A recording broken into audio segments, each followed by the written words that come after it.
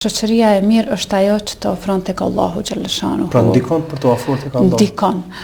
Se nëse që thot popull është një fjalë, nëse don me tregu kush je, atëherë e shikoj se me kën shoqërohesh.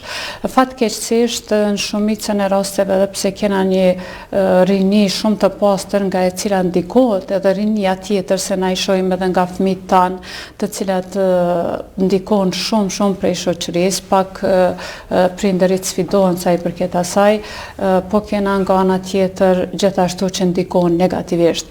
Nëse i pyetni ata prindër, nëse ja bëjmë pyetje se si ka ndodhur që fëmia ka deviju nga rruga e drejtë, atëherë ata thonë se djali im ose fëmia ime ose vajza ime u kon shumë një djali i qetë, shumë djali i mirë, por shoqëria jo e mirë, e keqe themi, e ka dëmtuar në një mënyrë dhe ka devijuar nga rruga e drejtë.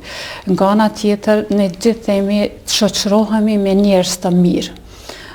Fokusin e kena të fëmijët edhe të rinia, tash në këtë moment e kam unë fakt, po është pjesa tjetër se ku janë ata të rritë. Ose a duhet gjithmonë t'i kërkojmë ata që janë të mirë dhe të shoqërohemi me ta, apo të bëjmë përpjekje ne të jemi ata të mirë, që edhe ata na gjejnë në një farë mënyre neve. Unë besoj që kjo është më e rëndësishme për neve, se nëse fëmia jam ose fëmia tjetër, kushdo që të jetë, nëse ne bëjmë përpjekje që ata të edukohen, që ata të dinë besimin në Allahun xhaleshanuhu, që ata t'i kenë tipare të cilat janë të duhura për një shoqëri të shëndosh, atëherë edhe fëmia tjetër edhe ne do t'jemi ata cilat do t'i tërheqim ata tjerë, edhe t'i udhëzojmë edhe t'i këshillojmë.